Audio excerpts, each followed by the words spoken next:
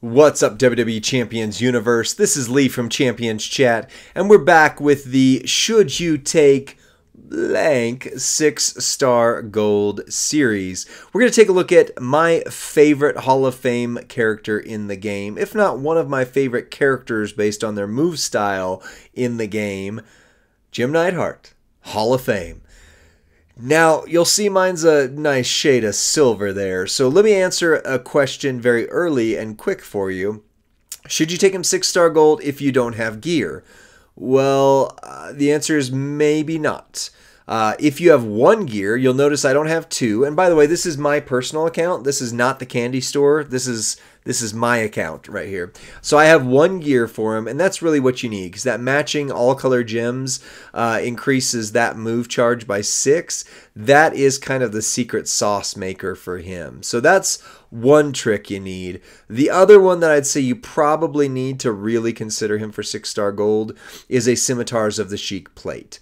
Now, if you have the Sheik plate, I think he is the absolute best place to put it. You could put it on CM Punk. It doesn't do as much for him because he's more gem damage based. You could put it on Fatu, which now that I have two Scimitar plates, that's where my other one is. And Tech Rock, Nation of Domination Rock, moves to triple black at 6-star gold. Watch that video if you haven't seen it. He hits insane damage. But for Neidhart, this is it. Now, the other thing I hear you saying is, okay, so if I have the one gear, I have the Sheik plate, didn't you, Lee, specifically say in the 6-star gold meta, move damage is not as big a deal? It doesn't, like, anybody who has created, well, so far, as of this recording, there's not a 6-star gold move damage person that breaks into the new meta.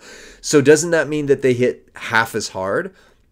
Yes, it kind of does. I mean, they technically hit the same, but the reality is the health pools have gone up 2.5 times.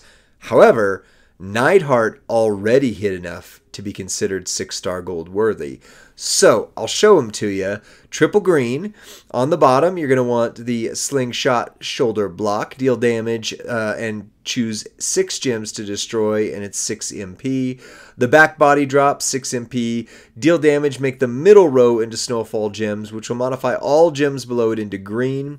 And then the top move is the 10 MP Anvil flattener.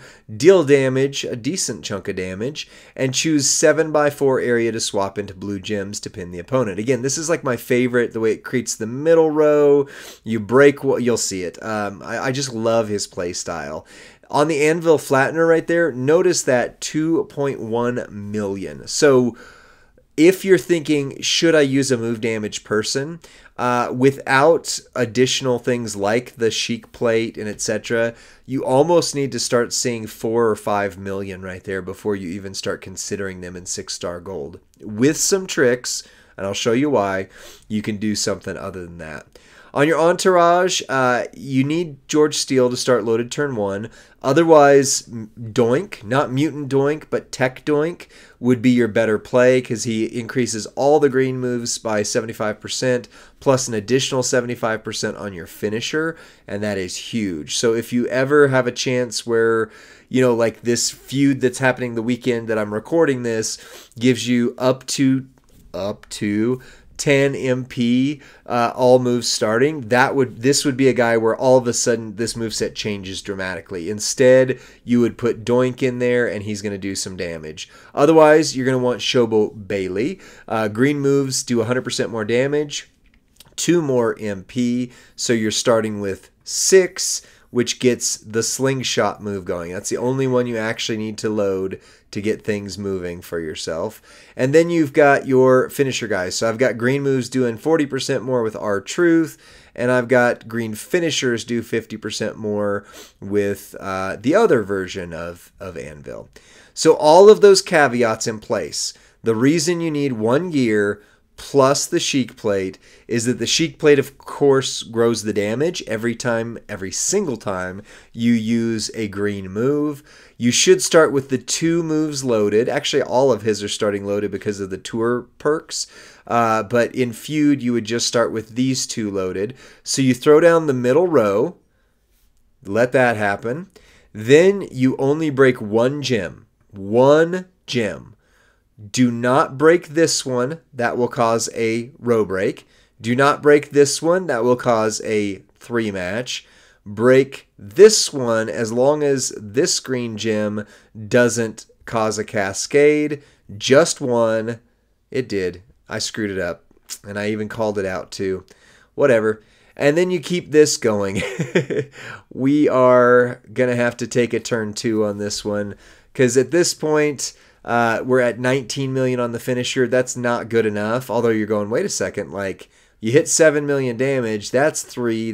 You're talking 22 million. 22 million is not enough. It's not enough. So I'm going to use this to clear the deck a little bit and get some of these things out of the way. But typically, as long as you don't say, don't do this, and then immediately do it yourself, you'll be fine. All right, so now we're at 21 million on the finisher. So I'm going to show you what he can get up to turn 1. We wouldn't have lost that turn, so we'd still be able to do at least one more cycle beyond this. One more cycle we would have done. So you're going to hit break this one. There we go. So now your finisher is at 25. You're going to be able to do it one more time turn 1, give or take. And then what you would do on the last one is go ahead and say, do this, yes, but then not actually do it. Just hit OK. Don't select any gems, because then your finisher's 29 million. Plus, you've already done over 20 million damage in addition to that. Plus, you get the gem damage. So turn 1, I average hitting 50 million as long as I'm not being silly and breaking ones that I know are going to cascade.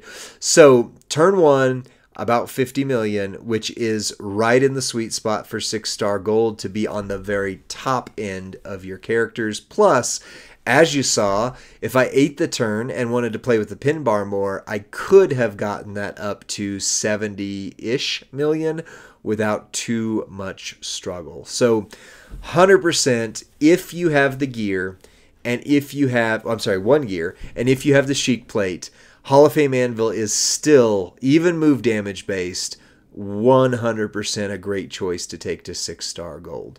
If you don't have the gear, I wouldn't take him at all, to be honest. Not up that high anyway. And if you don't have the Sheik plate, you still could, but again, those two in conjunction with each other are really what make him sing. So you're going, okay, I don't have the gear, what should I do? Well, be on the lookout. Maybe there's a Hall of Gold event again in the future, or a Hall of Fame event where his gear is available.